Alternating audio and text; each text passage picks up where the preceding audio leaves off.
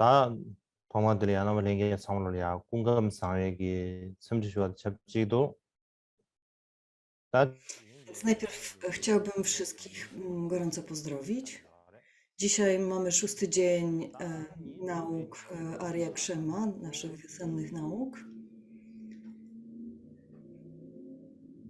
I dzisiaj chciałbym wrócić do tej 13 strofy, którą omawiałem poprzedniego dnia. 13 strofy autobiograficznych pochwał Dobre czyny, które zaczęliśmy już omawiać podczas poprzedniej sesji wykładów.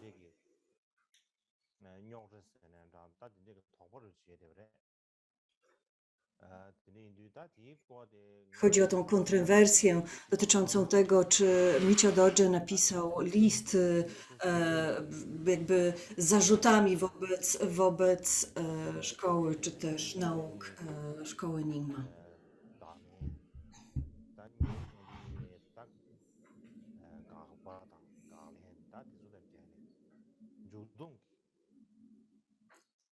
Więc chciałbym podsumować ten temat i dodać jakby kilka przemyśleń dotyczących tego tematu, dotyczącego tego wydarzenia, tego listu. Ogólnie rzecz biorąc,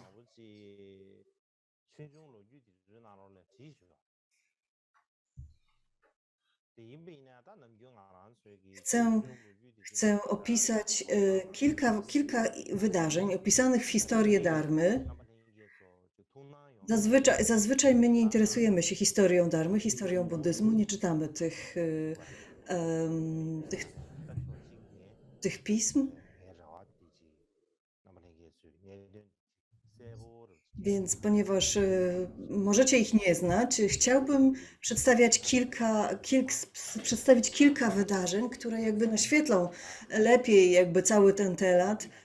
Nie chcę mówić za dużo, bo istnieje niebezpieczeństwo, że po prostu się znudzicie. Oczywiście nie wiem, nie wiem, czy to was zanudzi, czy nie. Mam nadzieję, że jednak nie. Ogólnie w Tybecie mówimy o starym przekazie i nowym przekazie. Tak czy inaczej, w czasie tego późniejszego przekazu nauk, to było za czasów Rinpochena Zangpo Phondrang Siwa-y i tych późniejszych tłumaczy.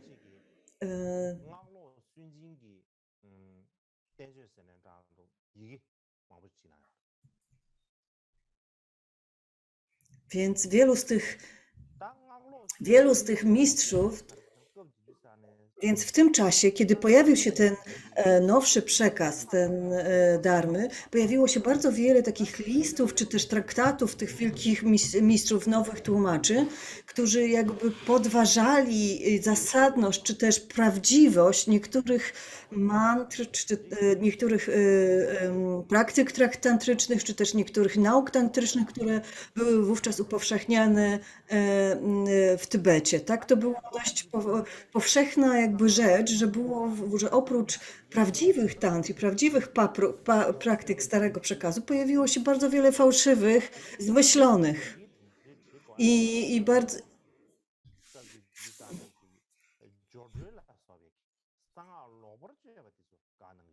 Oczywiście ci uczeni, czy też ci tłumacze nie podważali jakby istnienia Nyingmapy, nie podważali istnienia starych przekazów, czy ogólnie że one wszystkie są jakby fałszywe, czy też nie mają podstaw bytu, czy też nie wiadomo skąd się wzięły i tak dalej. Chodziło o konkretne przypadki jakichś praktyk, które były wykonywane wtedy w Tybecie i które nie były czyste, które nie miały czystego przekazu. Więc wówczas istniało wiele właśnie takich tekstów, nauk, które wyraźnie odrzucały pewne praktyki wykonywane wówczas w Tybecie. W tamtym czasie największym klasztorem było Samie, tak, które dobrze znamy. I Atisha spędził w Samie kilka lat. Atisha to był jeden właśnie z tych jakby mistrzów nowego przekazu, tak? I on trafił do Samie, do tego klasztoru oczywiście i spędził tam kilka lat i Samie posiadało wtedy bardzo bogatą bibliotekę. I Atisha wówczas w tej bibliotece odnalazł bardzo wiele tekstów tantrycznych czy też filozoficznych, których on nigdy w Indiach nie znalazł. Nagle zobaczył, że w Tybecie przechowano bardzo wiele sanskryckich różnych tekstów filozoficznych, tantrycznych, sutr i tak dalej, których w Indiach już nie było, których w Indiach już nie można było znaleźć. I oczywiście Atisha był bardzo szczęśliwy z tego powodu i chwalił jakby królów Tybetu, którzy w ten sposób przechowali dharmę, którzy byli, że to było jakby dowodem, że ci królowie byli prawdziwymi bodhisattvami. I pomyślał, czyli wówczas w Samie było bardzo dużo sanskryckich manuskryptów tantrycznych.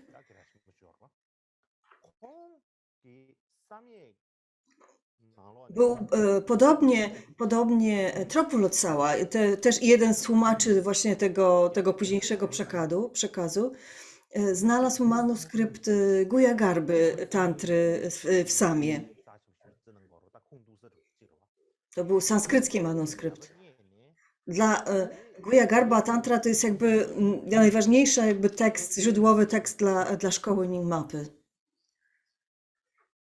I on wysłał ten tekst do Chomdena Riktrala, do takiego, nie wiem, kogo mistrza, który dzięki temu naprawdę uwierzył, że mistrzowie Nyingmapy mają prawdziwy, źródłowy tekst, sanskrycki tekst, który jakby jest podstawą dla ich tradycji.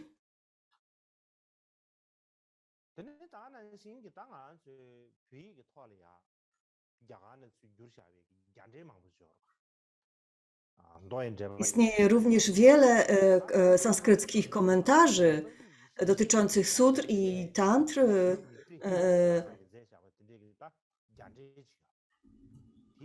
Na przykład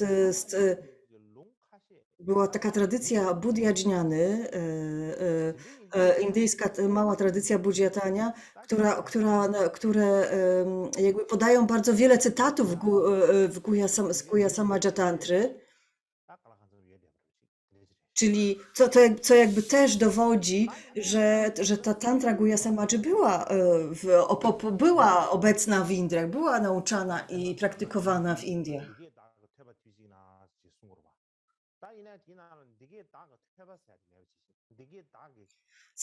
Zazwyczaj w sutrach i tantrach na początku mówi się, że tak słyszałem. A natomiast na początku tej tantry jest napisane tak nauczałem, zamiast na przykład. A poza tym poza tym w Guya Samaja Tantrze, w Guya Garbie właśnie jest napisane tak nauczałem zamiast tak słyszałem, tak? Drugą rzeczą jest to, że cała podstawa jest niezmierzona, co jest według niektórych nielogiczne. Czy tu są takie jakby zastrzeżenia dotyczące tej tantry tworzone przez inne szkoły, przez inne tradycje. Czwartą rzeczą jest to, że w Guya Garbie mówi się o 4 czasach, a nie o 3 czasach. Poza tym używa się Vajrasattwy jako główne bóstwo medytacyjne. To wszystko nowa tradycja, nowy przekaz uznawał za takie podejrzane, bo w nowych przekazach, tych tantr, które należały do nowego przekazu, nie było tego rodzaju przypadków.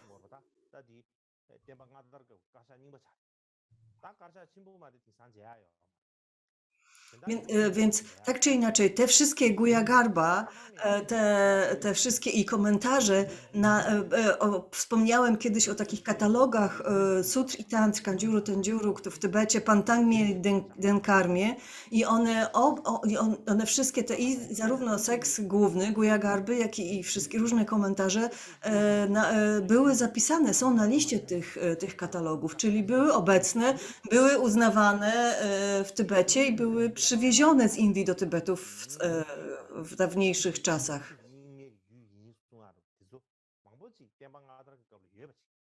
Natomiast wielu uczonych z nowego przekazu właśnie podważało właśnie z takich powodów, jakich wymieniłem, czy te tantry są autentyczne, czy one są faktycznie prawdziwymi tantrami. Byli kolejni tacy tłumacze, Schmidt, Rijana i Rinchen Zangpo, którego dobrze znamy, i oni również tłumaczyli Vishuddha Herukę i różne inne teksty Dzogchen na tybetański. Podobnie Sakya Pandita, który był bardzo wielkim uczonym, miał bardzo dużą wiedzę na temat Kanjuru i Tenjuru. Chomden Rikral, również taki wielki uczony Kanjuru i Tenjuru, więc ci uczeni mówili, że rdzenna tantra Vajrakilai, przetłumaczona z sanskrytu, że też nie może być podważona, gdyż ona była praktykowana. Oni jakby udowadniali, że ona była praktykowana w Indiach i że sanskryckie manuskrypty, oryginalne te sanskryckie manuskrypcje tej tranty nadal znajdowały się w Nepalu, że oni je tam w Nepalu widzieli i je czytali w Nepalu. Podobnie tantra Vajrakilai i pewna mała kolekcja tekstów Dzogchen z tradycji Buddha-Gupty została odnaleziona w ostatnich latach w Dunhuang, w tych jaskiniach Dunhuang, które były zakopane przez wiele wieków i odnalezione na początku XX wieku. I tam jakby również odnaleziono oryginalne sanskryckie teksty właśnie wielu tantr i innych tekstów Dzogchen. Musimy wziąć pod uwagę, że tego rodzaju teksty i tego rodzaju sformułowania, że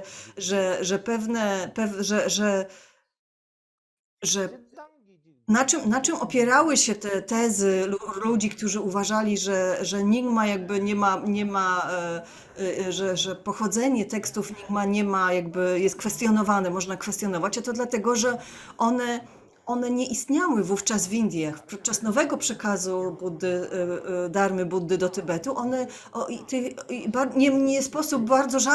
nie sposób można było znaleźć tych tekstów. A to dlatego, że wcześniej w Indiach tego rodzaju teksty tantryczne były praktykowane i przekazywane w bardzo tajemny sposób. One nie były popularne, one nie były bardzo znane, one nie były powszechnie znane, ale to nie znaczy, że nie istniały i że nie były autentycznymi praktykami i naukami Buddy. Natomiast dlatego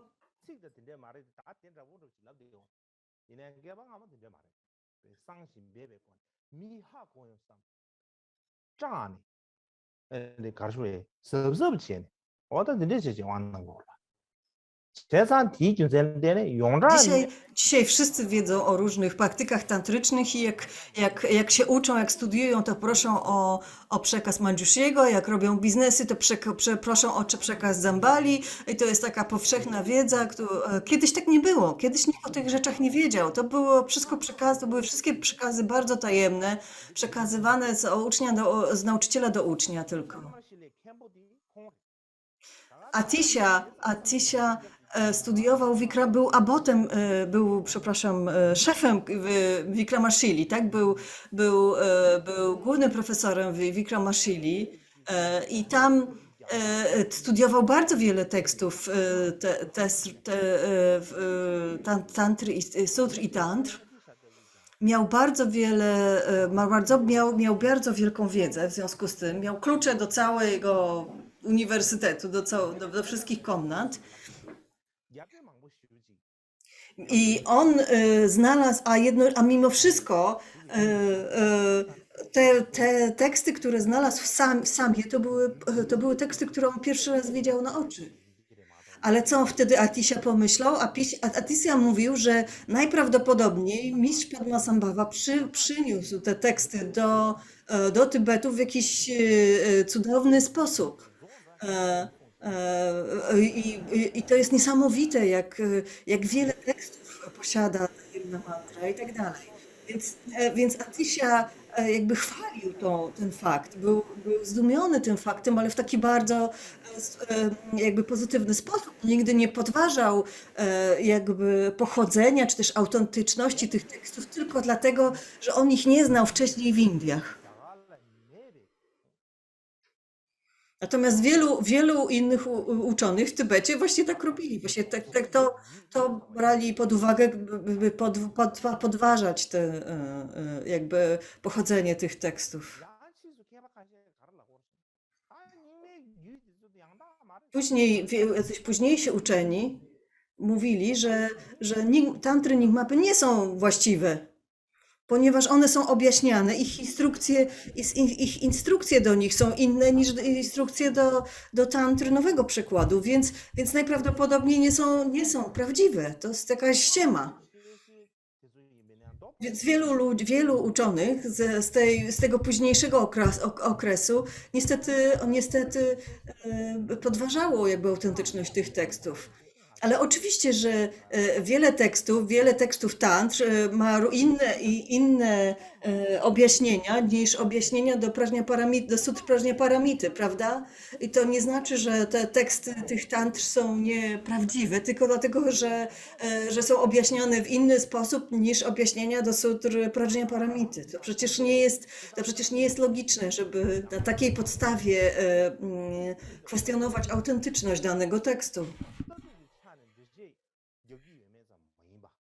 Czy jakaś linia jest prawdziwa, czy jakieś teksty są prawdziwe, to wszystko jakby sprowadza się do tego, skąd ono pochodzi, jaka jest historia przekazu tych tekstów i na tym powinniśmy się skupiać i to powinniśmy badać.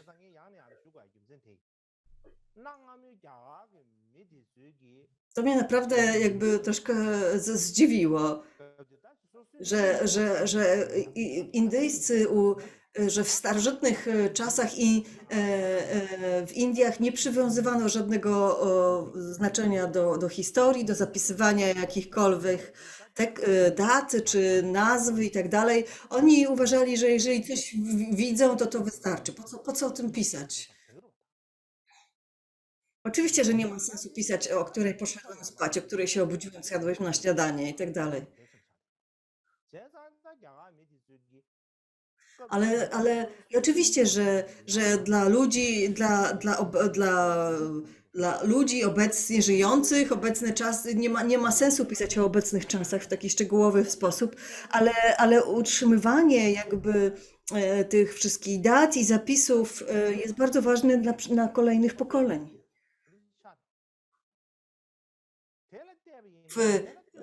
Nawet nie wiemy dokładnie, kiedy Buddha się urodził i kiedy umarł.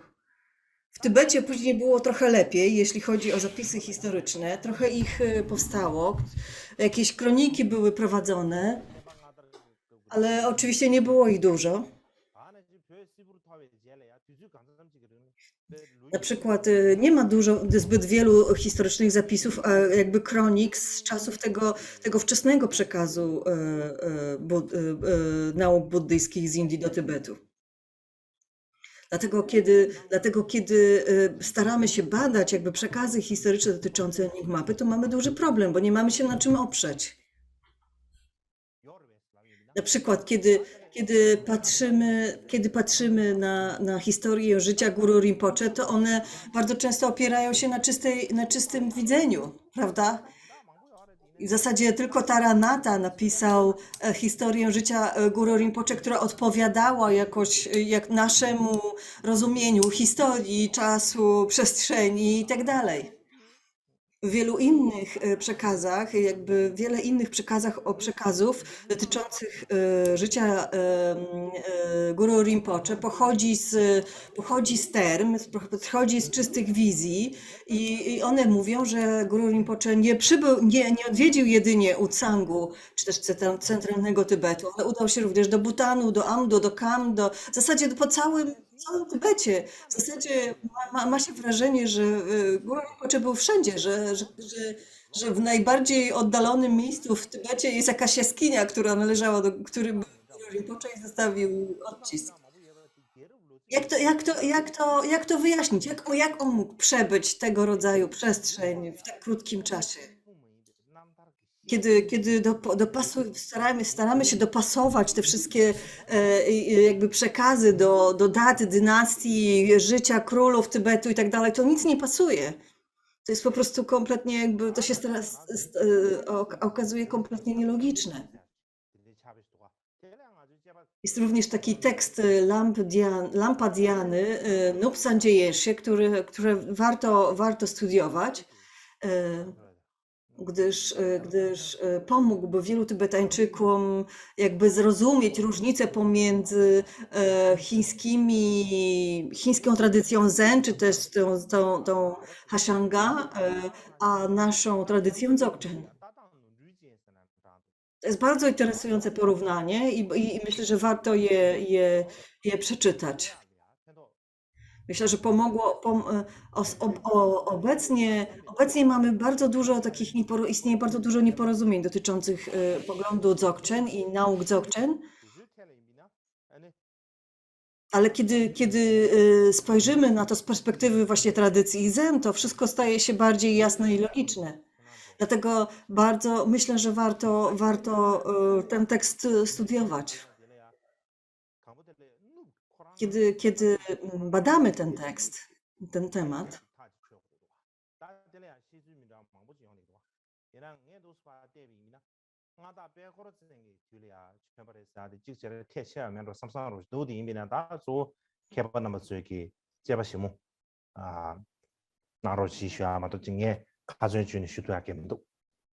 chciałbym prosić różnych uczonych, jeżeli macie czas, żeby przyjrzeć się temu tekstowi i porównać go z innymi tekstami. W każdym razie jest to bardzo wartościowy tekst, warto go przestudiować. Tak czy inaczej, historycznie w Tybecie pojawiało się bardzo wiele zastrzeżeń do Dharmy Nyingmapy. Z jednego punktu widzenia to jest tak, jak powiedziałem na samym początku. Niektórzy uczeni po prostu chcieli ukrócić pewną korupcję, taką duchową korupcję, która panowała w pewnym czasie w Tybecie, gdzie po prostu zmyślano, tworzono teksty, tradycje po to tylko, żeby się wzbogacić albo żeby sobie zapewnić status lamy czy kogokolwiek. Tak? To było bardzo powszechne.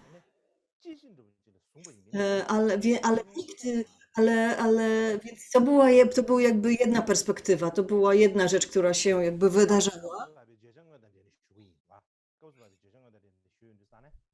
ale myślę, że jeśli chodzi o tego rodzaju krytyki, to trzeba je bardzo dobrze przestudiować i spojrzeć na to jakby na każdy z osobna, żeby powiedzieć, że to nie była krytyka jakby całej Nyingmapy, tylko krytyka konkretnych tekstów, które zdawały się fałszywe i dlaczego były fałszywe.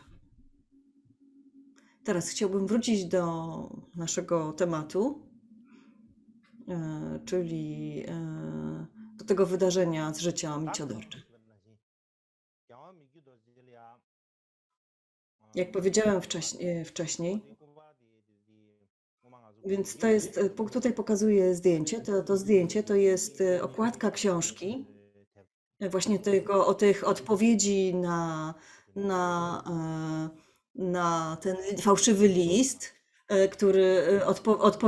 odpowiedzi, które napisał Michio-dorje. I ten tekst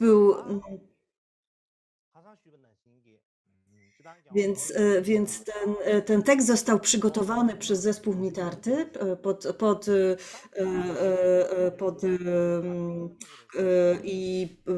po tybetańsku oczywiście i myśmy go wydrukowali z okazji 900-lecia Karmapy.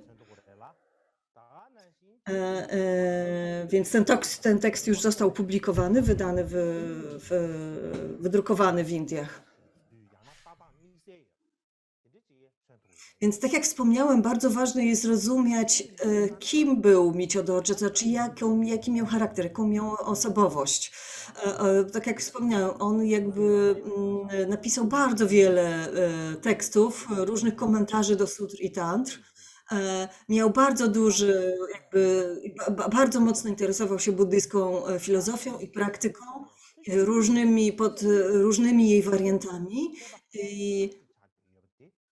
I nigdy nie dałby się zwieść takim sugestiom, czy też takim odpowiedziom, o którym wspomniałem na poprzednim wykładzie, że niektórzy ludzie mówili, że wystarczy się oprzeć na instrukcję mojego guru, tak?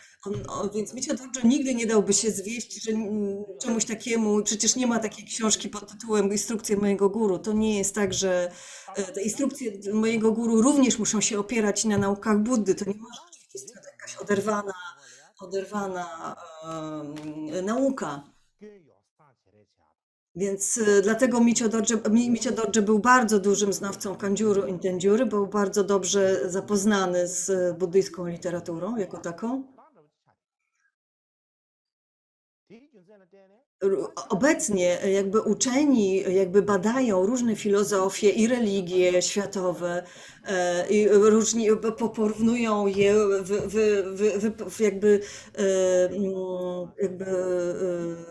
wyprowadzają jakieś wnioski z tych porównań, różnice pomiędzy nimi i tak dalej.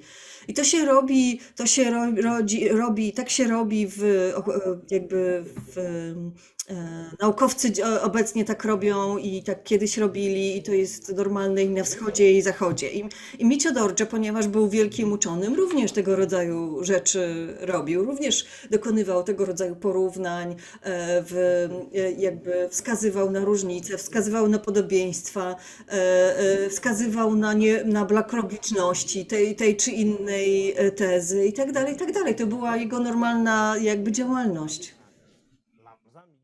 Dlatego, kiedy pytamy się, zastanawiamy się nad tym, czy Micio Dorje napisał ten list z zastrzeżeniami wobec nauk Nyingmapy, więc zanim odpowiemy na to, jakby autorytatywnie na to pytanie, to musimy spojrzeć na cały kontekst tej sytuacji. Musimy. Mówiliśmy już o tej całej sytuacji na poprzedniej sesji, tak? Musimy spojrzeć na ten kolofon, na ten wstęp i zakończenie tego tekstu, o którym już mówiliśmy poprzednio.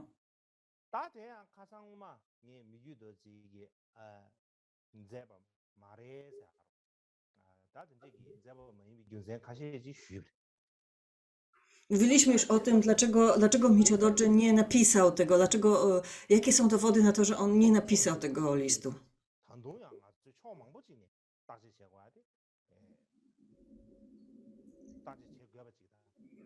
Możemy, więc to jest oczywiście zapisane w tej jego odpowiedzi, ale spróbujmy też spojrzeć na inne czynniki, że tak powiem.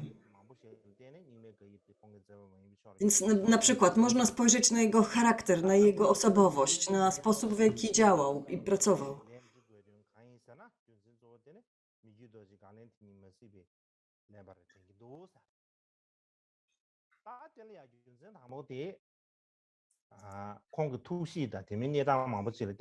Najprawdopodobniej ponieważ wielu uczonych uznawało za fakt i przyjmowało, że Micio Dorje napisał ten list, a to dlatego, że najprawdopodobniej nie znali jego odpowiedzi na ten list, który Micio Dorje napisał.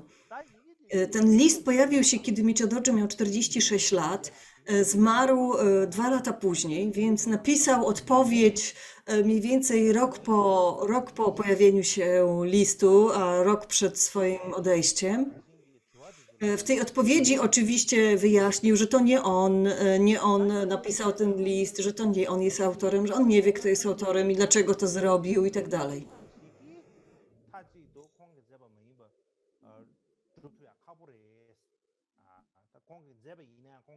Niektórzy zaś mówią, że to, że Micio Dorje napisał, że tego że listu nie napisał, to wcale jeszcze nie znaczy, że go nie napisał, że on tylko tak mówił.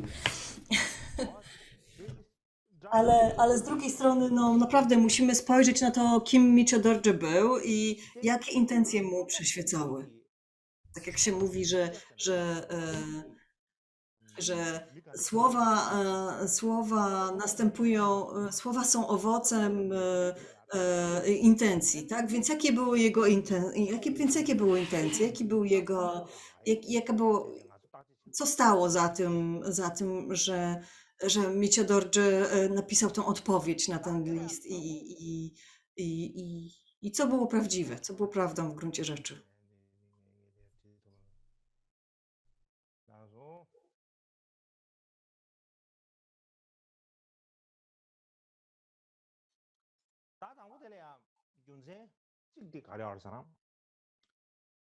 나랑 딱 미규도 zelaya chegu 딱 갈락 간sam으로 야자 뭐 미규도 집 규여를 생에 슈 그거 말해. 이내야다 chegu 갈락 간sam이 Ja mogę opowiedzieć, że jestem dość zaznajomiony z pracami Micio Dorje, z pismami Micio Dorje. Nie mogę powiedzieć, że wszystkie je znamy po prostu doskonale na 100%, ale sporo ich poznałem, przeczytałem, przestudiowałem. Więc mogę śmiało powiedzieć, że w tych swoich rozprawach Micio Dorje kwestionował bardzo wiele tez i pochodzących i z Saki, i z Gelug, i z Kadziu, i z Nyingmy. I bardzo wiele z tych tekst i tych zastrzeżeń, czy też znaków zapytania jakby zawierał w różnych dialektycznych debatach, które się odbywały w ramach jednej szkoły albo pomiędzy szkołami i tak dalej. Na przykład napisał taki tekst dotyczący Nyingmapów, w których się nazywał Słowa odróżniające darmę od niedarmy. I w tym tekście faktycznie jakby kwestionował pewne elementy jakby nauczane przez Dzogchen.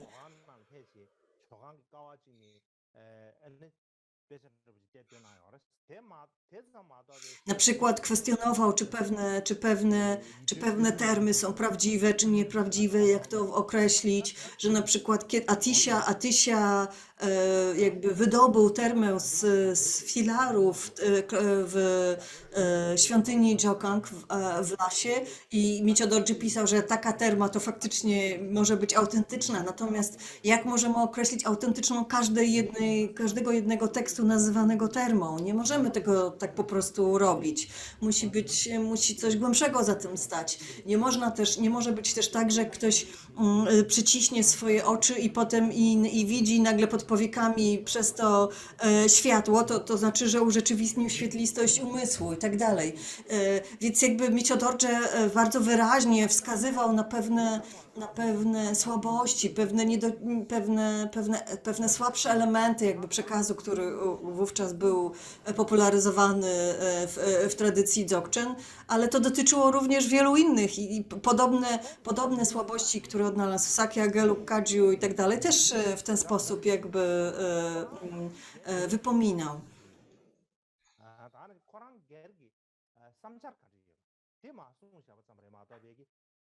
Ale z drugiej strony w bardzo wielu tekstach również chwalił Nyingmapę. Na przykład był taki dialog z Gyatonem Gyardraą, który mówił, że w 5 sposobów Guru Rinpoche był jakby lepszy, czy też cenniejszy od samego Buddy. I Micio Dorje na przykład napisał cały mały traktat dotyczący tego właśnie, że to była taka mowa figuratywna, że taka mowa symboliczna i w jaki sposób ona miała sens, w jaki sposób tego rodzaju stwierdzenie ma sens. Oczywiście, że to nie znaczy, że Micio Dorje jakoś miał, nie wiem, miał jakieś awersję do jakiejś konkretnej szkoły, takiej czy innej i tak dalej. Nie, po prostu był bardzo dociekliwy, bardzo wnikliwy, bardzo inteligentny i po prostu wyłapywał te różne drobniustki, słabości różnych, panujące wówczas w Tybecie, w różnych szkołach, praktykach, tradycja i mówił o nich bardzo otwarcie. Taki po prostu miał osobowość, on nie mógł nad tym zapanować. Po prostu był bardzo, bardzo takim bezpośrednią osobą, mówił wprost, co myśli. I kiedy widział, że coś jest nielogiczne, albo że coś nie ma podstaw, albo że jakaś praktyka jest tak naprawdę hochsztaplerstwem, to po prostu mówił o tym wprost.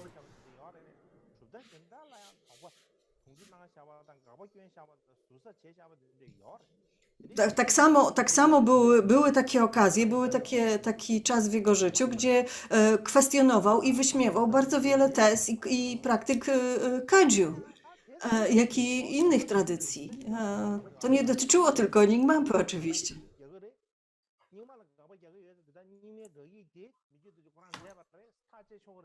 Natomiast problem polega na tym, że my się przywiązujemy do konkretnej szkoły, więc tylko na to zwracamy uwagę, tylko na tą jedną zwracamy uwagę, no, kiedy mówi się o nas, albo mówi się o nas, dobrze lub źle.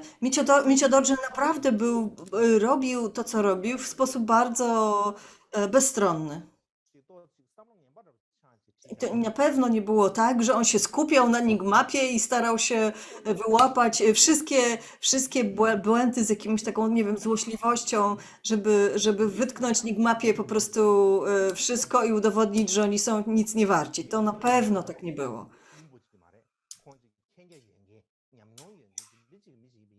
To nie było tak, że Micio Dorje był jakąś zwyczajną osobą, która ma jakieś złośliwe intencje. On miał bardzo dużą wiedzę, on wiedział, jak ludzie zareagowaliby na tego rodzaju list, napisany w takim tonie właśnie wyśmiewczym dla Enigmapy, obrażającym tak naprawdę szkołę Enigmapy. On wiedział, jaki efekt by to przyniosło. Dlatego mamy tak wielkie wątpliwości, czy on ten list mógł naprawdę napisać. Po prostu był to lama, który miał silną osobowość. On był naprawdę pewny siebie, on był pewien swojego własnego przekonania, swojego własnego intelektu, swojej własnej wiedzy. Opierał się na niej w bardzo pewny sposób, więc gdyby napisał taki list, gdyby faktycznie napisał go po konkretnym przemyśleniu, miałby powody, aby go napisał, na pewno by się tego nie wystrzegał, na pewno by się do tego przyznał. Bo to był bardzo pewny siebie człowiek, bardzo pewny siebie uczony i lama. Gdyby napisał je z pełnym przekonaniem, to przyznałby się do tego i powiedziałby jeszcze, dlaczego to napisał i tak dalej, i tak dalej. On tak po prostu działał.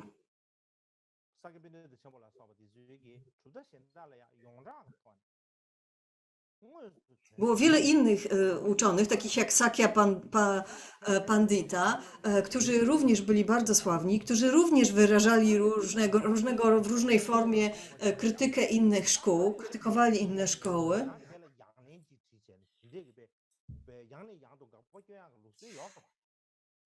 Na przykład była taka tradycja krytykowania siebie nawzajem. Na przykład Micio Dorje poprosił uczonego Sera Dzietsyna, aby napisał krytykę jego prac, jego pism.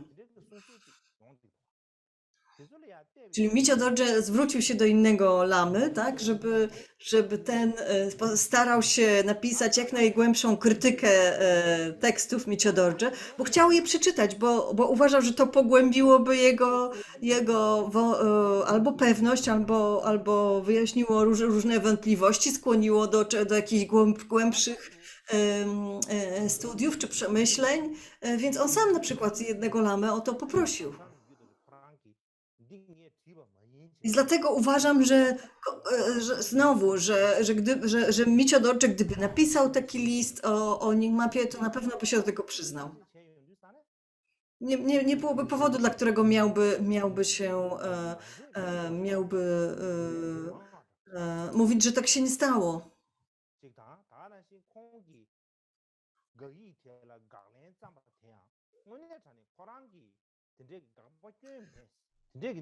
Zatem fakt, że Micio Dorje napisał odpowiedź na ten list, to dla mnie jest jakby największym dowodem na to, że faktycznie tego nie zrobił. I mało tego, nie tylko, że tego nie zrobił, bardzo chciał się od tego odciąć.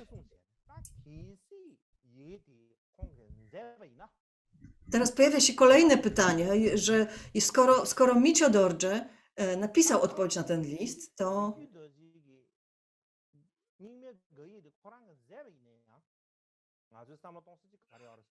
nawet jeżeli napisał te swoje.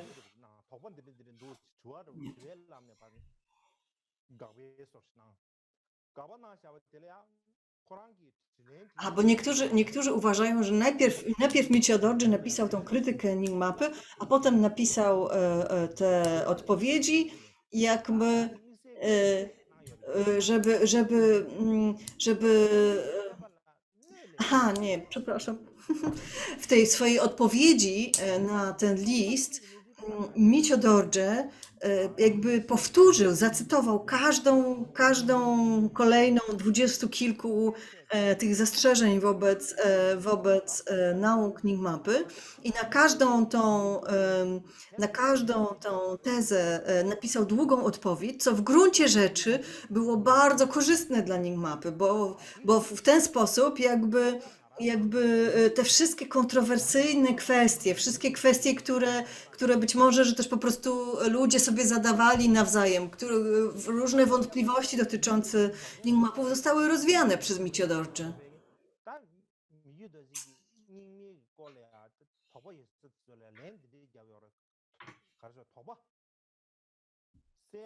Czyli w gruncie rzeczy całe to wydarzenie jakby przyniosło więcej pożytku niż szkody, jeśli chodzi o same pisma pozostawione przez Micio Dorje, tak? To on bardzo jasno się postawił po stronie Ningmapy ostatecznie. Dlaczego jednak jakby ludzie, ponieważ Micio Dorje napisał tą odpowiedź, dlaczego inni uczeni nie odpowiadali i jakby pisali własne odpowiedzi? Myślę, że tutaj sporo winy jakby leży również po naszej stronie, ale o tym już będziemy mówić po przerwie. Teraz będzie 30 minut przerwy.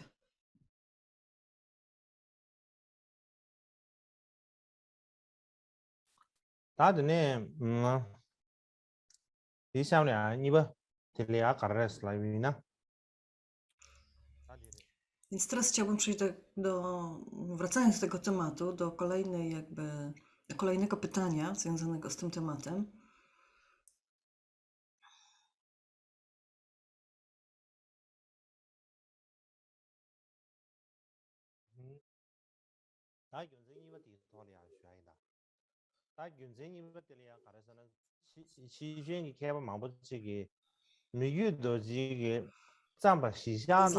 Dlaczego wielu uczonych późniejszych w Tybecie jakby przyjęli za fakt, że Micio Dorje napisał ten tekst i pisali swoje własne odpowiedzi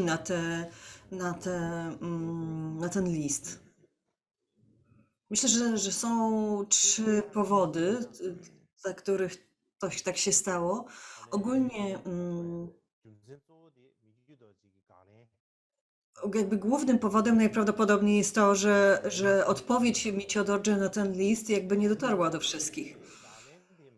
To były inne czasy w Tybecie, inne niż dzisiejszy świat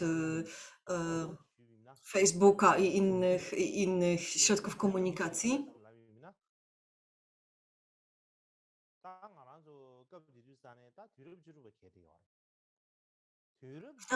W tamtym czasie, w XVI-wiecznym Tybecie,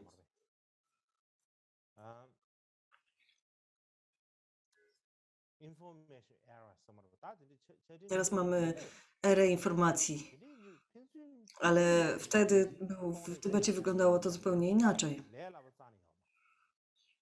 Nawet wysyłanie listów do siebie nawzajem nie było takie proste. Wiele tekstów było pisanych ręcznie, było przepisywanych ręcznie. Jest najczęściej był tylko jeden oryginał, tak, który był później przepisywany, trzeba było mieć kogoś, kto to przepisał ileś tam razy i rozesłał w różne miejsca. Więc to było przepisywane ręcznie. A odpowiedź Micia Dorje wcale nie była taka krótka. Więc to nie było takie proste. Teraz co robimy? Teraz piszemy tekst, wrzucamy na WeChat, wrzucamy na Facebook i wszyscy od razu to widzą. W kilka sekund ktoś na pewno to zobaczy.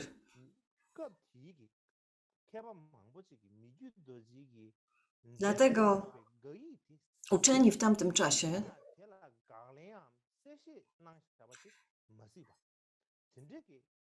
widzieli, w tamtym czasie było więcej jakby kopii rozesłanych tego listu, fałszywego listu oskarżającego nauki Nyingma, czy też z zarzutami dla nauk Nyingma, niż odpowiedzi na ten list napisany przez Micia Dorje.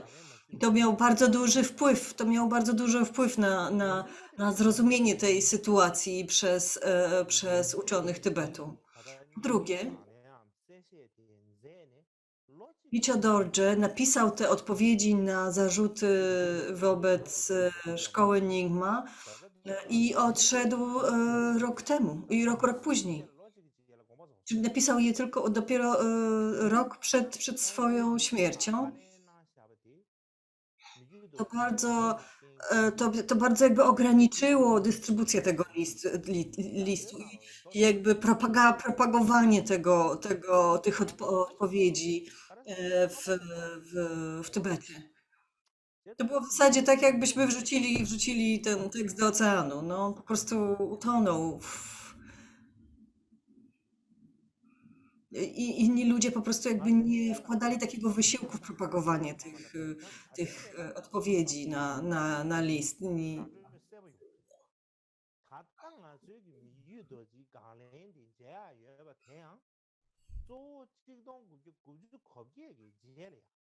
Teraz możemy przeczytać ten Dlaczego? Musimy też pamiętać o tym, że do 1998 roku wiele tekstów Micia Dorje było w ogóle nieznanych. Dopiero w 1998 roku jakby wyciągnięto te tomy tekstów Micia Dorje zakopanych niejako w bibliotekach Drepung i Potali. I wtedy jakby je ujawniono i wtedy zaczęliśmy je czytać i zaczęliśmy je publikować. Więc wiele z tych tekstów Micia Dorje leżało tam przez 300 lat i nikt ich nie znał. I te odpowiedzi na ten list jakby należały do jednego z tych tomów.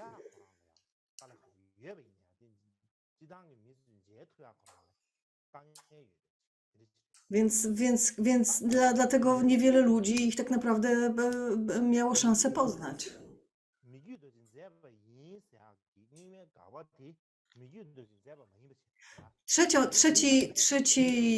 Trzecia rzecz, którą trzeba wziąć pod uwagę, że ktoś, kto podał się za Micia Dorje, napisał ten cały list, miał bardzo konkretne złe zamiary, tak?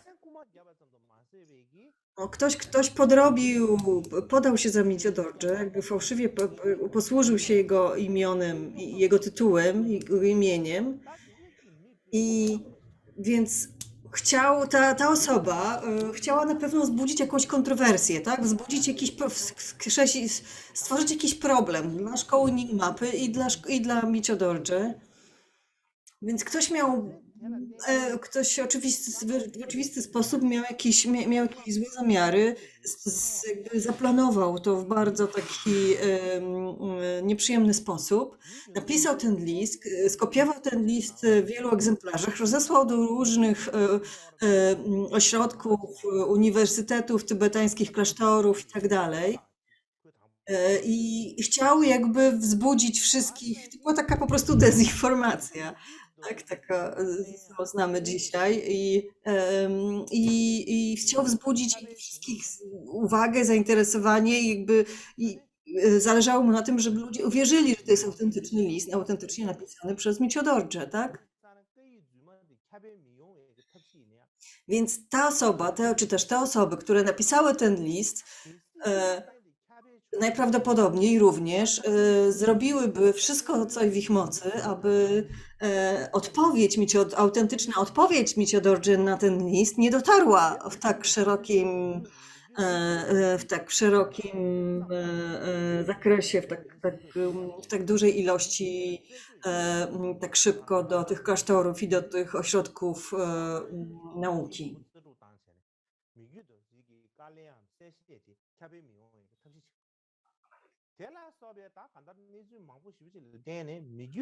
Oczywiście, gdyby ludzie się dowiedzieli, że ten list był sfałszowany, to najprawdopodobniej podnieśliby alarm, tak? I ci ludzie, którzy tego dokonali, byliby w kłopotach, więc oni chcieli tych kłopotów uniknąć, więc nie chcieli, aby prawdziwa odpowiedź Micio-Dorje dotarła do klasztorów. Było tylko kilka kopii, kilka przepisanych kopii tego tekstu w formie peci i bardzo trudno było to jakby upowszechnić w owym czasie tekst.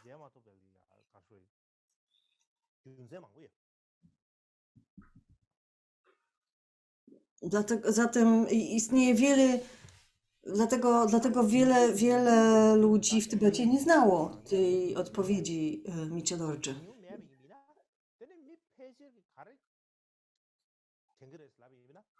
Więc w związku z tym większość ludzi myślała, że Micio-Dorje napisał zastrzeżenia do nauk szkoły Nyingma. Na końcu wielkimi literami jest napisane imię Micio-Dorje i to wszystko. Nikt nawet się nie zastanowił, czy to może nie być autentyczne. Po prostu przyjął to za fakt. Przecież kto mógłby podać się za Micio-Dorje? To było jakieś niesłychane. Kto byłby tak arogancki, żeby coś takiego zrobić?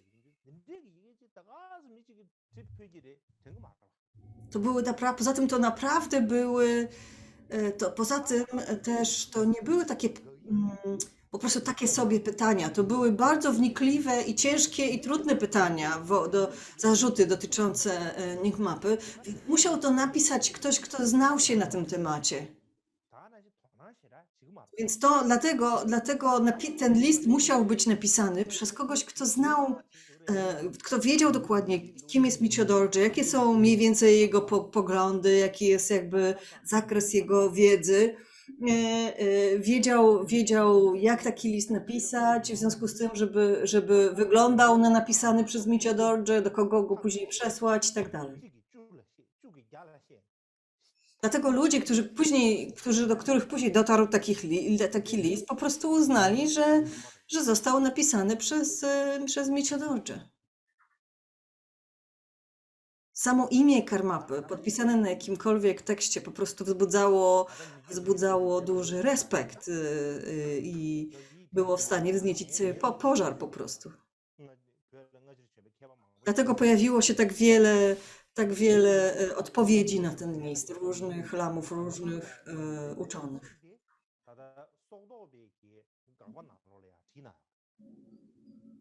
Dlaczego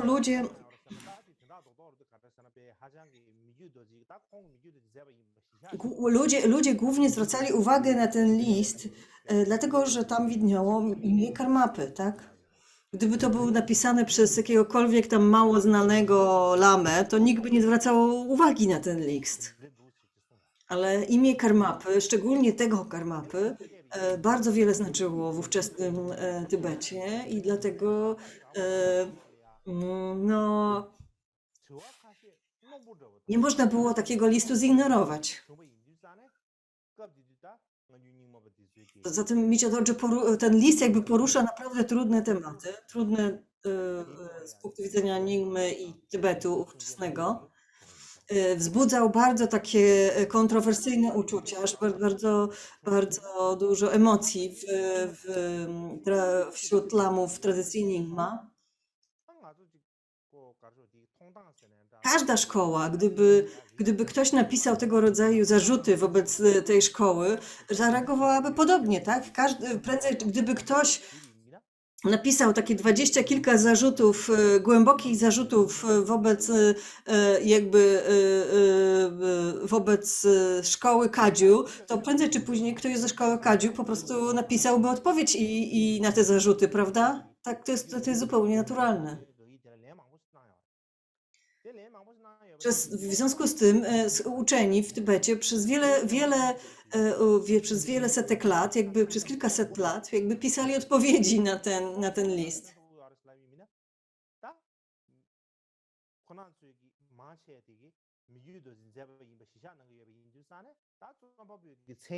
Większość z tych ludzi, z tych uczonych po prostu przyjęła za fakt, że ten list został napisany przez Micio Dorje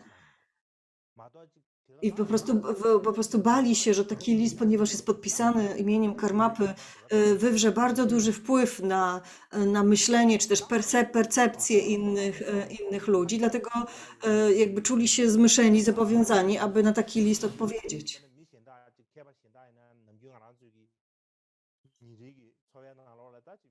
Gdy dyskutujemy z innymi ludźmi,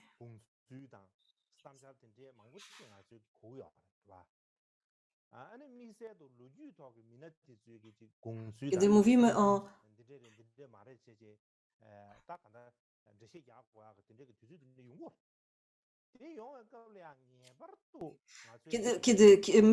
kiedy rozmawiamy, mamy znajomych, z którymi regularnie rozmawiamy, dyskutujemy, to znamy ich takie typowe zwroty, określenia, styl pisania, mówienia, osobowości i tak dalej.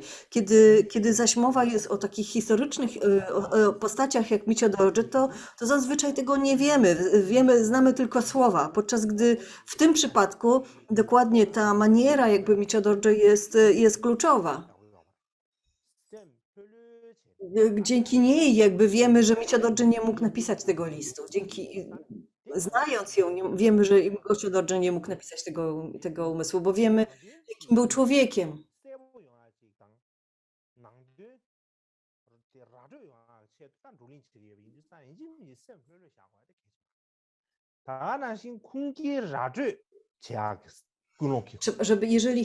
Jeżeli chcemy naprawdę obiektywnie badać tego rodzaju teksty, jeżeli dociera do nas krytyka jakichś różnych stwierdzeń, tekstów i tak dalej, to musimy do nich podchodzić w taki bardzo zrelaksowany sposób. Nie można się wzburzać, nie można jakby tracić opanowania. Trzeba to brać na chłodno, bo nigdy nie wiemy, z czego taki wywód wynika, z czego on się wziął. Trzeba dokładnie badać. W dzisiejszych czasach to jest normą, tak? Że kontekst jest ważny, że się bada całą sytuację powstania danego tekstu, danej krytyki i tak dalej. Musimy mieć analogie, które jakby potwierdzają naszą tezę, przedstawić logikę, która potwierdza naszą tezę i tak dalej. Jakby przeprowadzić jakby konkretną, logiczną jakby debatę potwierdzającą naszą tezę. Tak się to dzieje w dzisiejszych czasach. Musimy znać Jeżeli zamiast tego po prostu będziemy tak łopatologicznie, po prostu uparcie bronić swojej własnej tezy, bez słuchania i bez otwarcia się na rozumowanie, logikę i tak dalej, to się zapędzimy w kozi róg.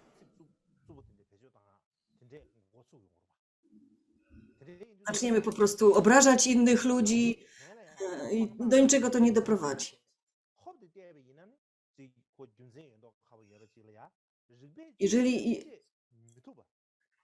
wszystko, trzeba zawsze przedstawiać logikę, zawsze trzeba przedstawiać kontekst, zawsze przedstawiać powody, dla którego intencje, które przyświecały danej tezie, wywodowi i tak dalej. Trzeba brać to wszystko pod uwagę.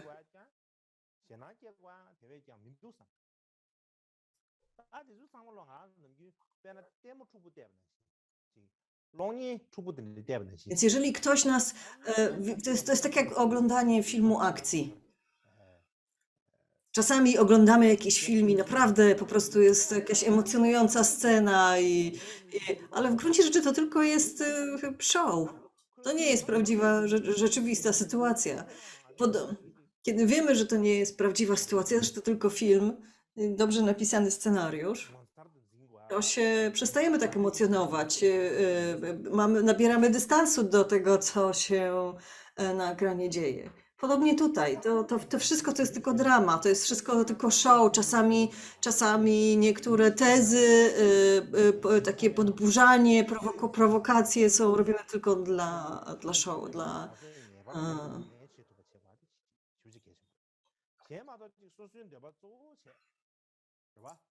Jeżeli chcemy naprawdę jakby dialogu z innymi szkołami, z innymi filozofiami, to musimy zaakceptować fakt, że inni mają inne poglądy na dane tematy, że inni mogą mieć i kierować się inną logiką, że inni mogą mieć inne powody do tego, by mówić to co innego. Nie możemy w tej całej dyskusji jakby używać różnych skrótów i omijać pewne konteksty i pewne ważne elementy całej sytuacji. Ale wracając do tematu. Chciałbym powiedzieć o Kadziu i o tym, jak skoro już poruszyliśmy ten temat jakby Michodorze i szkoły Nyingmapy, to chciałabym przedstawić jakby to, jak nasza szkoła Kamdzang jest powiązana z innymi szkołami, szczególnie ze szkołą Nyingmapy. Przy tej okazji. Kiedy Najpierw myślę, że kierując się tymi tekstami, które napisali Lodrotaje i tak dalej, to trzeba wspomnieć o naszej więzi ze szkołą Sakya. Wygląda na to, że bardzo wiele wyjaśnień dotyczących sutr i całego przekazu sutr przekazano nam z szkoły, pochodzi ze szkoły, które mamy w Kamdzang, pochodzi ze szkoły Sakya. One zostały przekazane nam przez Roktonga Siedzia Kunzinga, Jamciena Rabdziama Sangepala i wielu innych mistrzów Sakya. Szkoła Gelug zaś praktykuje dzisiaj Mahamudrę i 6 oknaropy zgodnie z tradycją Kadziu. Kapa nauczył się tych praktyk i wielu innych mistrzów Ganden nauczyło się tych praktyk i praktykowane są do dzisiaj. Ich główną tantryczną praktyką jest Guya Samaja, którą przyniósł z Indii do Tybetu Marpa i praktykują oni tą tantrę według instrukcji wyjaśnień pozostawionych przez Marpę. Z drugiej strony, jakby główną praktyką sutr na ścieżce jakby Gelug jest Lodziąg, który pochodzi ze szkoły Kadampy i który również jest praktykowany w naszej szkole. Więc tak naprawdę mamy bardzo wiele czego ludzie wielu często nie rozumieją, tu jest najwięcej jakby powiązań, czy też podobieństw pomiędzy szkołami, jest właśnie pomiędzy szkołą Gelug a szkołą Kadziu. Jedyną różnicą, jaka pomiędzy nami istnieje, jest różnica w filozofii, w rozumieniu środkowej ścieżki Rangtong i Shengtong, ale poza tym nasze szkoły, nasze tradycje są bardzo podobne. Dalej mieliśmy szkołę Jeonnam, która jest bardzo mocno związana z drugim karmapą Karma Pakshi i z Rangjeongiem i z trzecim karmapą Rangjeongiem Dorje. Szkoła Kadziu jakby całkowicie przejęła Shentong, jakby pogląd Shentong, a od Situ Chiki Jungne szkoła Shentong jest tak naprawdę nauczana w tradycji Kadziu. Jej przekaz jest jakby kontynuowany w szkole Kadziu. Podobnie szkoła Shangpa, Shiche, Dorje, Niedrób i tak dalej, jakby które przyłączyły się, które przekazy otrzymał Karmapa Rangjeong Dorje, dzięki pismu i aktywności Dżamgona Lodrotaje są jakby nadal utrzymywane w naszej szkole Karma Kamcak. Nasi lamowie utrzymują również tamte tradycje i to jest bardzo ważne. Jest coś, co wiąże nas z tymi wieloma tradycjami Tybetu.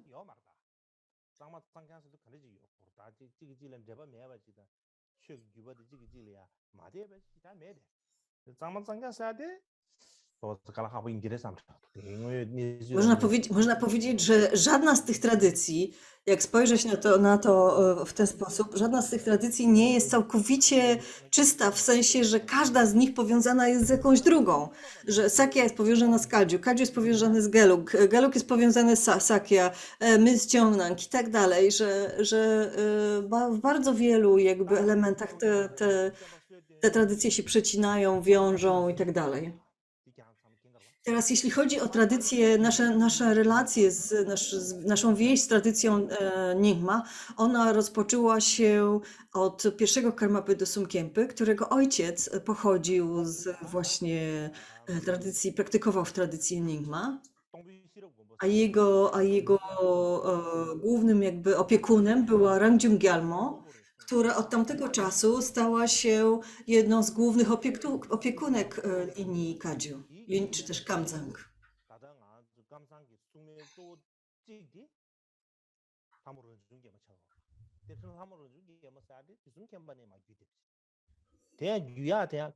Czy też Sri Devi się czasami mówi, Rangjeong Gyalmo w sanskrycie. Więc to jakby jest, więc tutaj pierwsze powiązanie jest powiązaniem rodzinnym pierwszego Karmapy.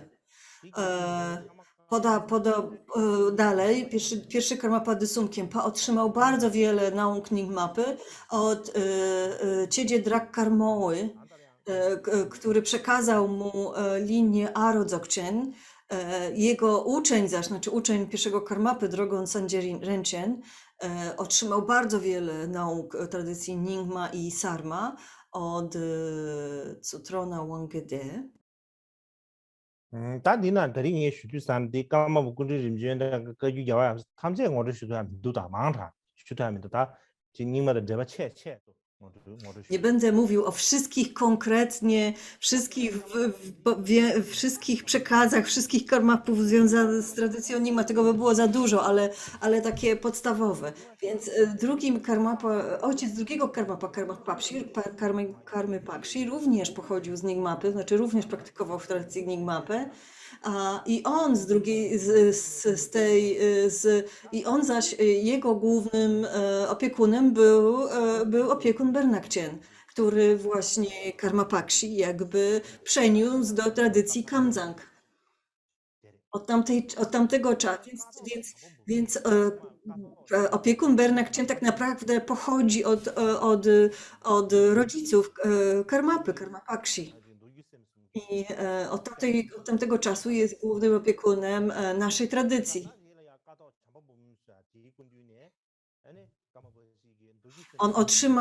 Karma Pakshi również otrzymał wiele instrukcji od Katok Jampe Boom, takie jak podsumowanie intencji sutr, sieć iluzji, 18 cudów umysłu i tak dalej. To są takie główne tantry Nyingmapy, które są jakby podstawą praktyki tworzenia i spełnienia i dzogchen w tradycji Nyingma.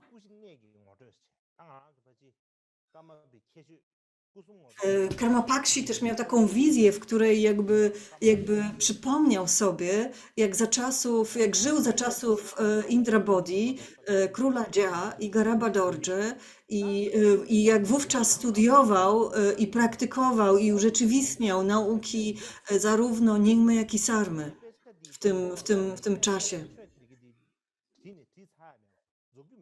Jakby miał taką wizję takiego połączenia Mahamudry i Dzogchen. Było to bardzo, bardzo silne w jakby wizji Karma Pakshi. Być może, że jego teksty zupełnie zaniknęły, ale nauki nadal przetrwały.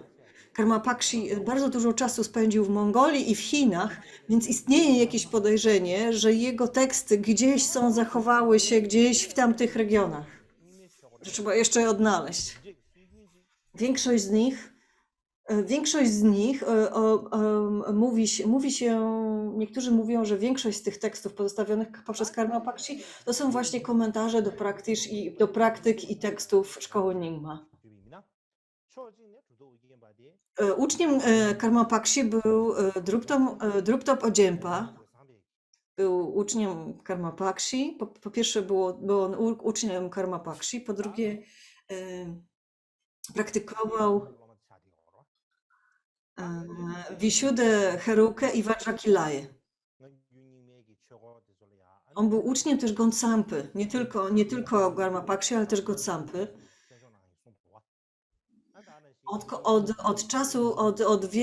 Odkąd miał 7 lat, kiedy w czasie od 7 do 16 lat praktykował właśnie Vishuddha Herukę i Vajrakilaję. I potem gdzieś w jakiejś górze miał taką wizję Padmasambhawy i odkrył jakby taką wodę życia, długiego życia Padmasambhawy. Dzięki czemu później był guru dla wielu mongolskich cesarzy. Napisał bardzo wiele tekstów i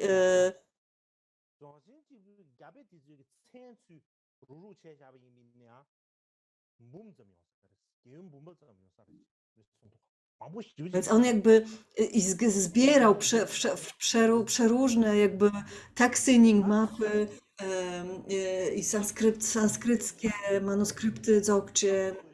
On jakby przewidział, że szkoła Nyingma będzie miała problemy w przyszłości, ich pochodzenie tych tekstów tych nauk będzie kwestionowane i jakby zbierał te różne teksty. Dlatego jego aktywność była bardzo ważna dla szkoły Nyingma.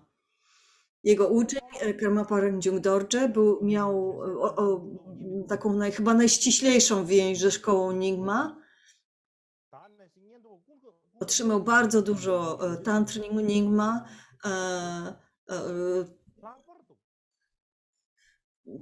takich jak podsumowanie intencji sutr o których już wspomnieliśmy, ta sieć iluzji, 18 cudów. On otrzymał je od niedoły Kungaden Drupa.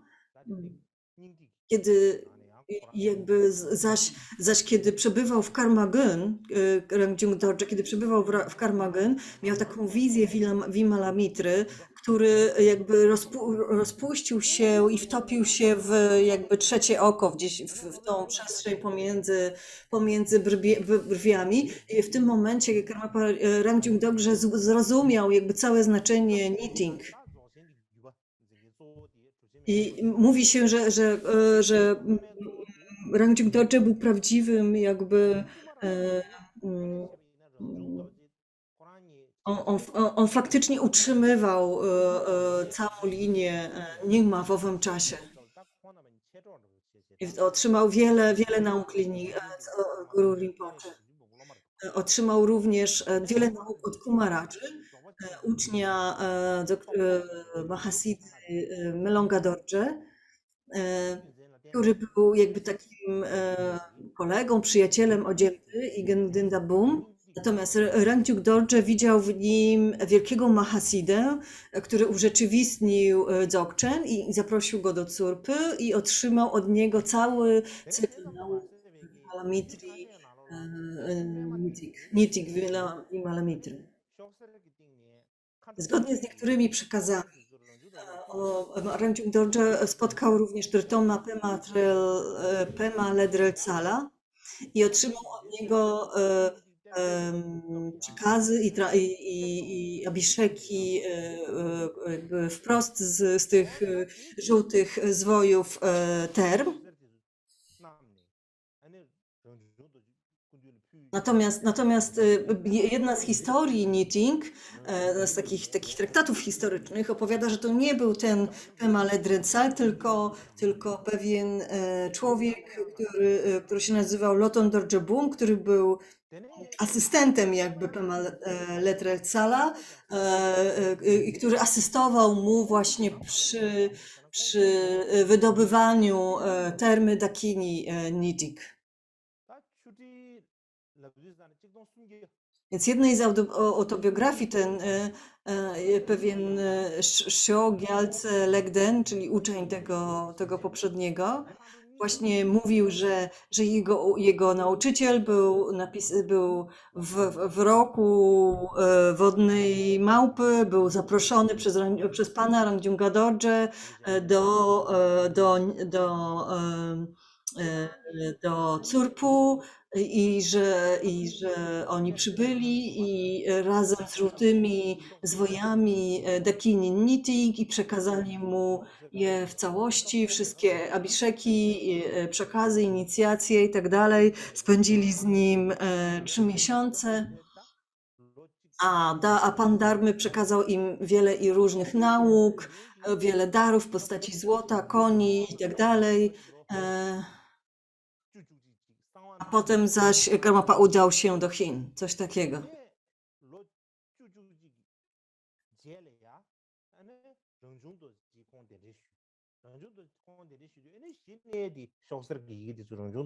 Podobno ten mistrz, kiedy odkrył te Dakini Nitig, to jakby nie ujawniał tej termy. Dopiero kiedy Rangjuk Dorje go zaprosił do Curpu, to poprosił go o ujawnienie tej termy i o udzielenie mu pełnego przekazu.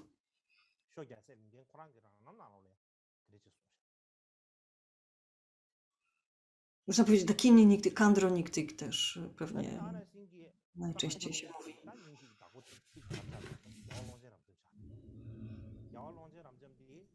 Innym mistrzem Nitig był Lokchen Rangchenpa, czyli Longchenpa, o którym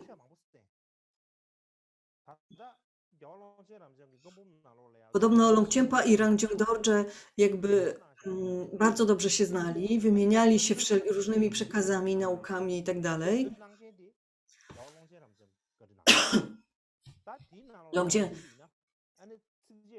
Istnieje też taki, w jednym z pism Longchenpy jest taki dialog pomiędzy nimi, w którym oni mówią, w którym Longchenpa mówił, że nie ma nikogo, kto potrafiłby rozwiać jakby wątpliwości w moim umyśle tak dobrze, jak robi to właśnie ten wszechwiedzący mistrz, czyli Rangjuk Dorje.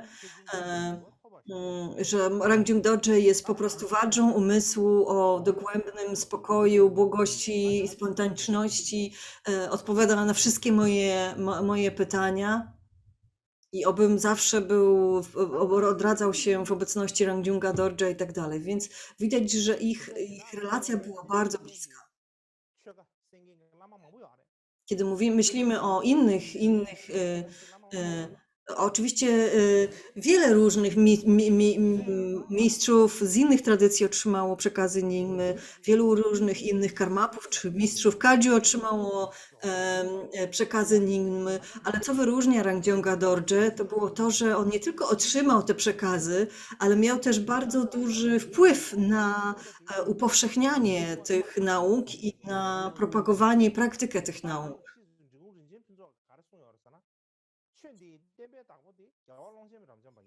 Longchenpa bardzo często później to podkreślał, że, że Longchenpa był jakby głównym dzierżawcą tych, czy też dzierżycielem tych nauk, natomiast Rangdziung Dorje miał największy wpływ na ich propagowanie.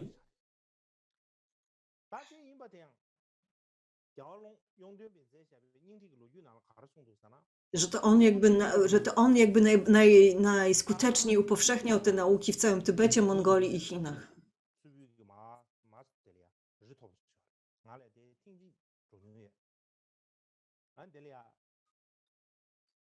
To,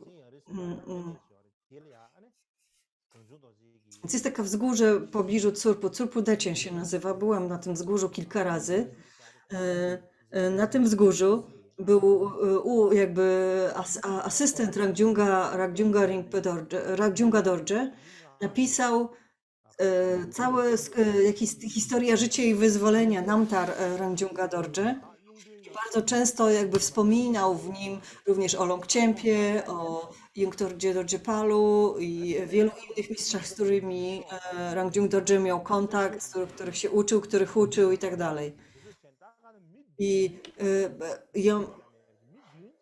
on jakby opowiadał o takiej historii, że raz zdarzyło się tak, że Rangdziung Dorje na przykład zebrał 5 albo 7 ludzi, na przykład również takich asystentów, którzy pomagali przy ołtarzu i tak dalej, i przekazywał im instrukcje Nyingmapy.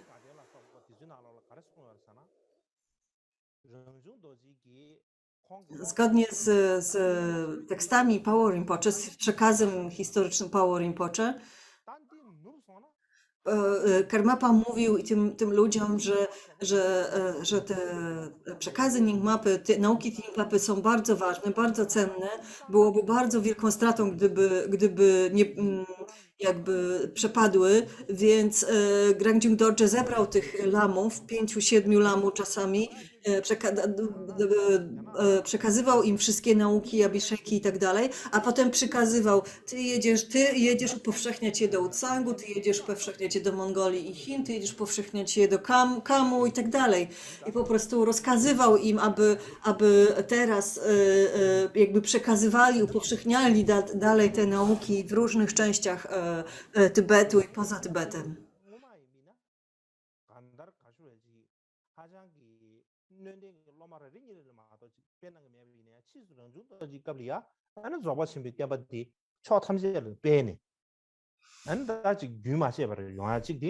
Więc w ten sposób jakby Rangdziung Dorje jakby poprzez właśnie takie nakazy kierowane do swoich własnych uczniów jakby bardzo, bardzo mocno jakby przyczynił się do upowszechniania tych tekstów. Szczególnie jeśli chodzi o Khandronitik.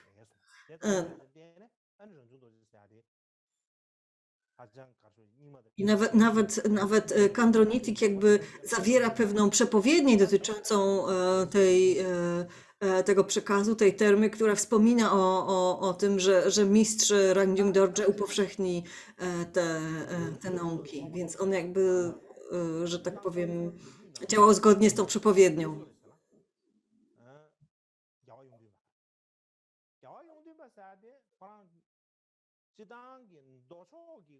Teraz kolejnym mistrzem, o którym trzeba wspomnieć, był Gyalwa Yongtympa.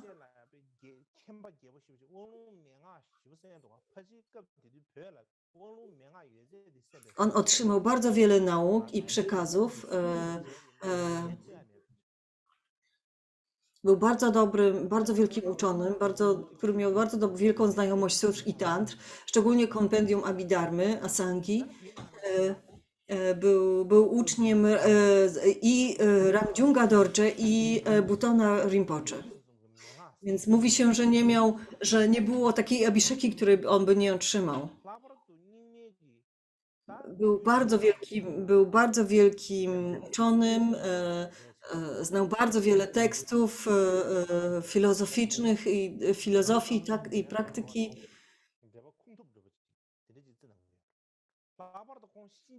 Był bardzo dobrym też, miał bardzo dobrą znajomość tej tantry Guya Garby, która jest tak ważna dla Nyingmapy.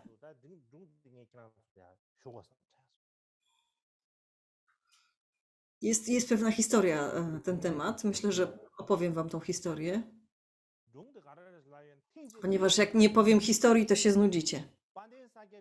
Nie powiem z historyjki, to się znudzicie. Więc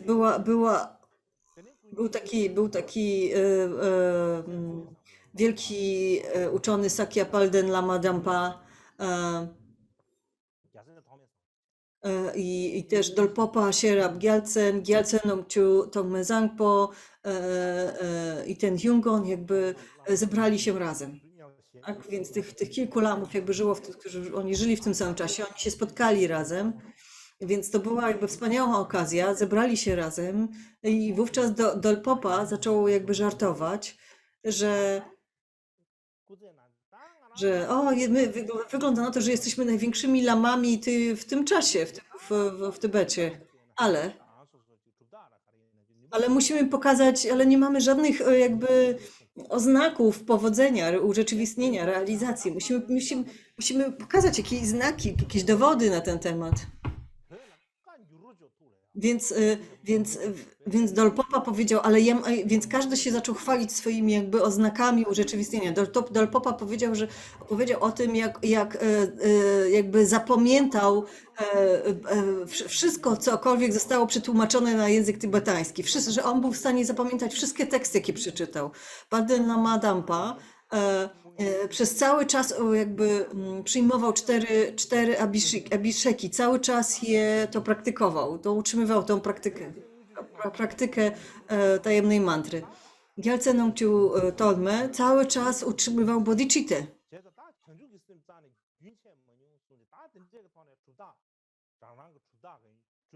Nigdy jakby nie tracił bodhicitty i to było też pewna oznaka urzeczywistnienia.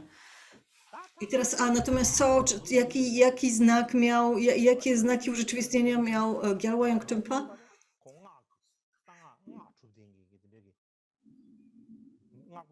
On był tantrycznym praktykującym, bardzo silnym, mocnym takim praktykującym. I on praktykował na Yamantakę. Miał ze sobą taką czaszkę. Była jakby cała głowa Yamantaki. Nie tylko góra, ale cała jakby taka czaszka. Więc on powiedział, że kiedy praktykuje Yamantaki, to ma tą czaszkę ze sobą, wyciągnął ją.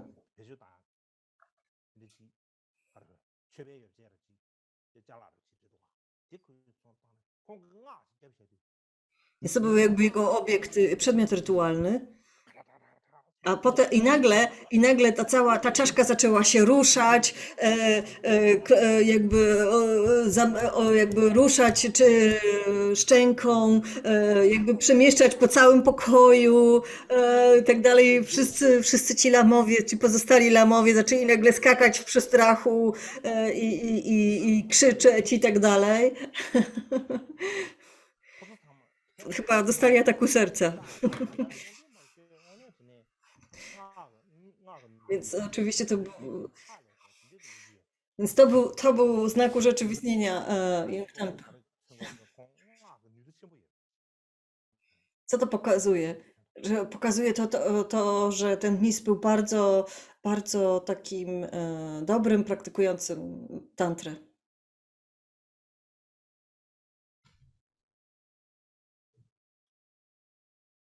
Teraz chyba wracamy do Karmapy Michiodorje.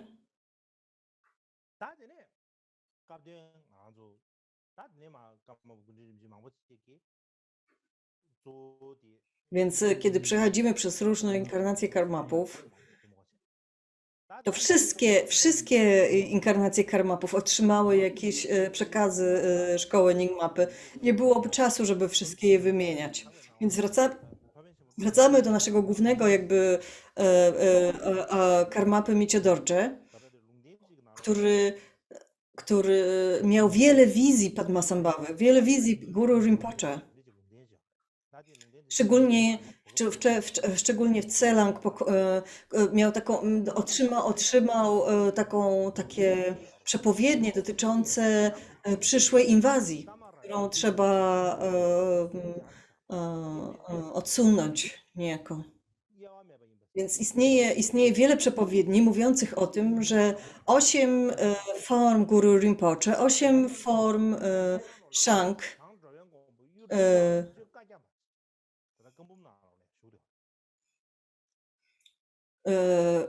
8 form Shank i 8 inkarnacji karmapów były nieoddzielne.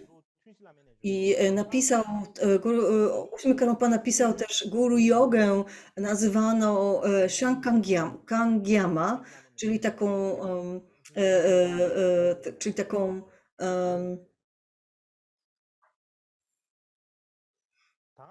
tajemną dharmę Shank, która jest bardzo podobna, ta Guru Yoga jest bardzo podobna tak naprawdę do Guru Yogi 4 pór dnia.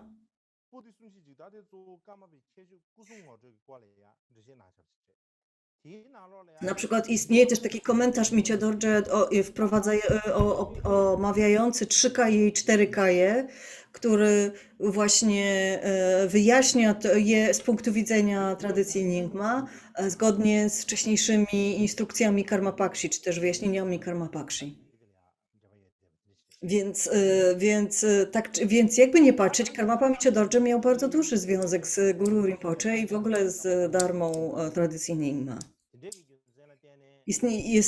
Jest również bardzo wiele znanych jakby tertonów Nyingmapy, którzy byli uczniami karmapów.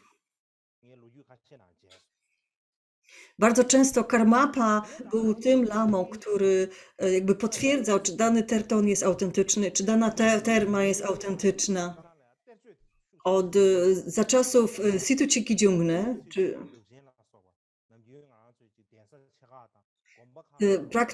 praktyka term bardzo upowszechniła się w tradycji karmak i najprawdopodobniej wtedy właśnie rozpoczęła się tradycja tego wielkiego drupczenu, wykonywania tego wielkiego drupczenu ceciu, czy też tego 10 dnia, czyli ceciu. Wygląda na to, że 70% całego tego drupczenia, całej tej praktyki to jest właśnie przekaz identyczny tak jak się to wykonuje w tradycji Nyingma.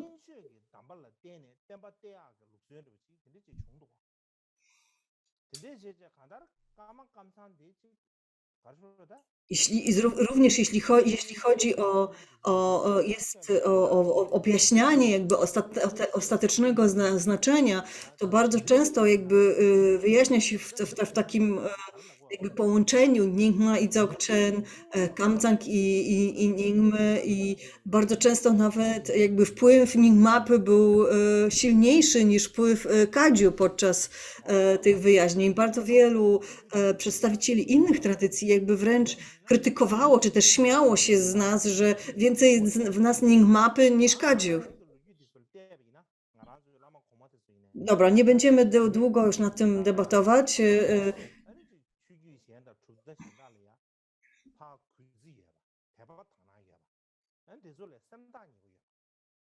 Bardzo trzeba jakby podkreślać, że wielu uczonych, czy też wielkich mistrzów naszej tradycji czuło się bardzo związanych z różnymi innymi tradycjami buddyjskimi w Tybecie.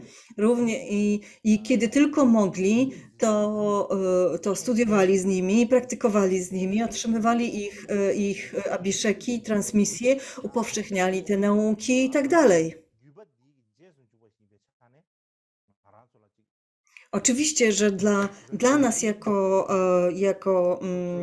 jako uczniów Szkoły Kadziu najważniejsze jest propagowanie i utrzymywanie naszej tradycji, i jakby studiowanie naszych tekstów i praktykowanie naszych instrukcji, praktyk, rozumienia filozofii, jakby reprezentowanej przez naszą linię i tak dalej. Ogólnie rzecz biorąc, wszelka religia, a szczególnie buddyzm, jest w dzisiejszych czasach zagrożony zaginięciem, czy też dużą jakby taką korupcją. Teraz na świecie jakby zachodzą bardzo wielkie zmiany. Szczególnie buddyzm tybetański jest bardzo zagrożony różnymi zewnętrznymi i wewnętrznymi czynnikami, więc ten czas jest naprawdę kluczowy. Musimy jak dbać o nasze skarby, o nasze linie, o nasze szkoły. Musimy dbać o siebie też nawzajem, bo inaczej po prostu zaginiemy. Jeżeli spojrzymy na historię naszej linii, to przez kilkaset lat Kadziupowie byli w kryzysie, byli jakby Kadziupowie byli praktycznie wyrzucani z życia społecznego. Był taki czas, kiedy nie wolno nam było grać na bębenkach ani dzwonić dzwoneczkiem. Nie mieliśmy warunków do tego, żeby studiować nasze teksty, żeby praktykować naszą tradycję, żeby rozwijać nasze nauki. W związku z tym nasze zwyczaje i czyste intencje zaczęły słabnąć. Cała tradycja przekazów mocy, transmisji, instrukcji naszej własnej linii zaczęły zanikać. Kiedy inni mówili o kadziupach, to mówili o nas w ten sposób, że to są jakieś, nie wiem, gryzonie żyjące w górach po prostu. Kiedy mówiło się, że jesteśmy kadziu, czy też karma kamdzang, to nikt nas nie szanował. Był taki czas. Więc to była bardzo, bardzo zła sytuacja dla nas. Powoli zaczęliśmy się budzić, powoli zaczynaliśmy odzyskiwać jakby naszą samoświadomość i odzyskiwać naszą tradycję. Musimy odnaleźć i zacząć znowu jakby utrzymywać całą naszą linię, całą wiedzę i urzeczywistnienie przekazane przez naszych praojców. Musimy więcej wysiłku w to włożyć, bo nie wiem, czy mamy jeszcze na to kilkadziesiąt lat. Nie wiem, czy za kilkadziesiąt lat nie będzie już za późno.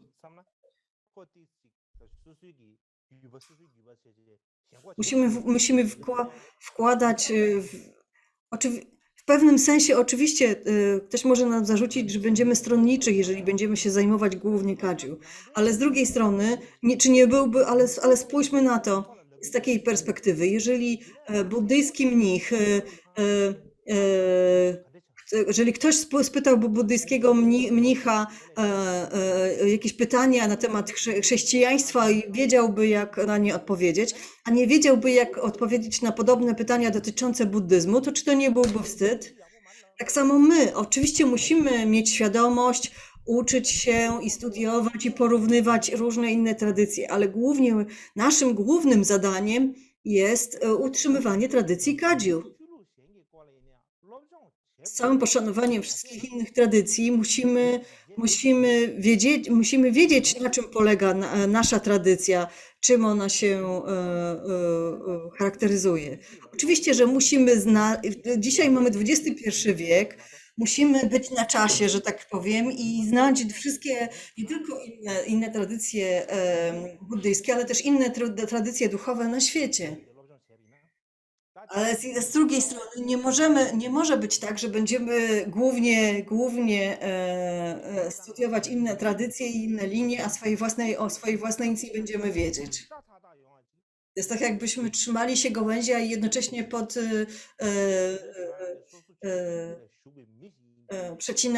przecinali korzenie. Odcinali swoje korzenie, więc naszą głównym zadaniem, naszą główną odpowiedzialnością ludzi, uczniów w tej tradycji Kadziu jest znajomość całej naszej tradycji. Dlatego chciałbym prosić wszystkich uczniów, pomyślcie o tym. Musimy pracować nad tym razem, wspólnie.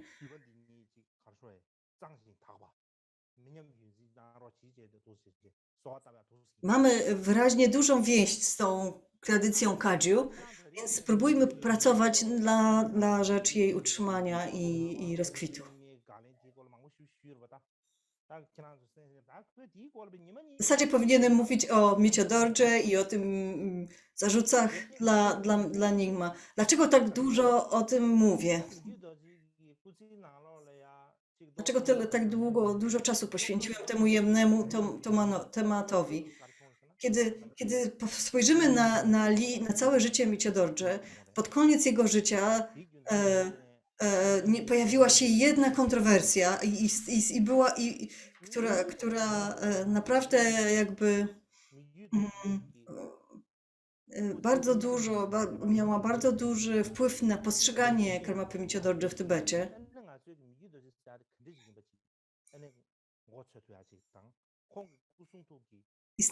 Tak wiele rzeczy zrobił Mieciodorze w ciągu swojego życia, tak wiele, jeżeli poznamy jego życie, jego charakter, jego aktywność ciała, mowy i umysłu,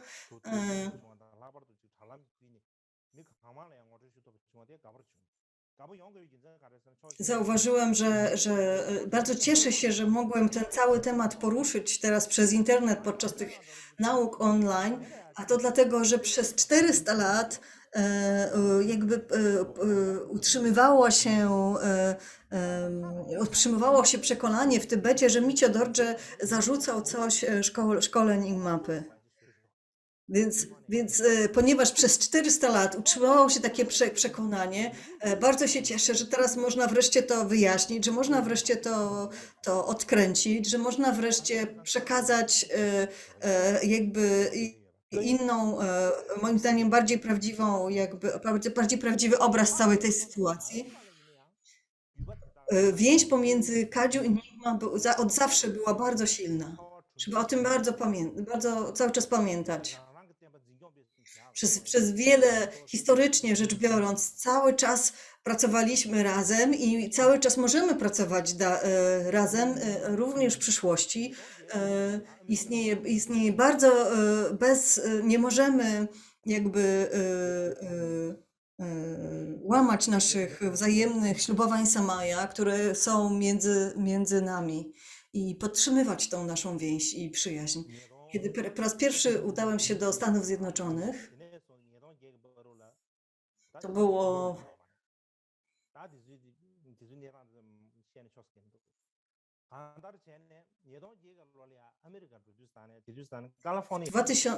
w 2008 roku po raz pierwszy udałem się do Stanów Zjednoczonych i tam przez jakiś czas przebywałem w Kalifornii. Tam było 2 lamów, uczniów Dudzia Rinpoche, i oni przyszli do mnie i powiedzieli: mam prośbę do was, do ciebie, do Karmapo.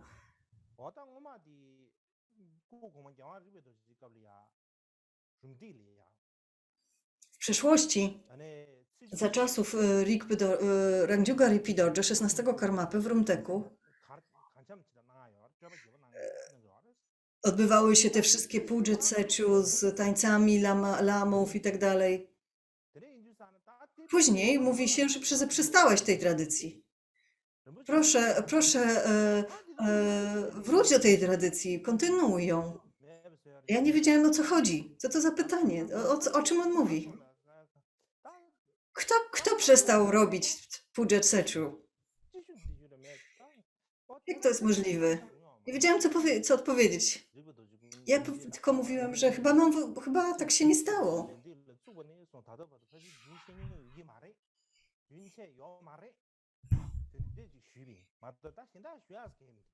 Mam wrażenie, powiedziałem, że chyba w Rymteku cały czas tak pudża jest wykonywana. Nic więcej nie byłem w stanie powiedzieć. Nie wiedziałem, skąd to pytanie w ogóle się wzięło.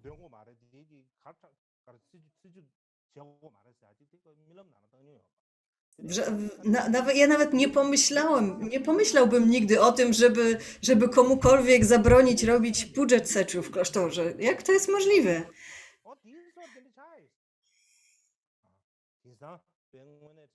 Ale tak właśnie jest teraz. Mamy już XXI wiek, a nadal panuje przekonanie, że Kardziu ma jakiś problem z Nihmapami. Jest jakiś problem, którego nie możemy pokonać. Tak jakby ta więź z przeszłości jakby się zachwiała.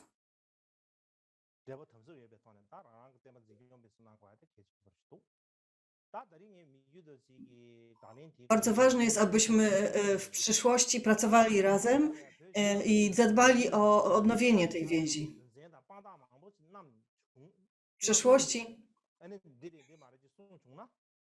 zauważyłem, że w Tybecie teraz ludzie mają jakby wyrazili większe zainteresowanie tym odpowiedzią Micho Dorje na ten list i chcieliby ten tekst tu studiować.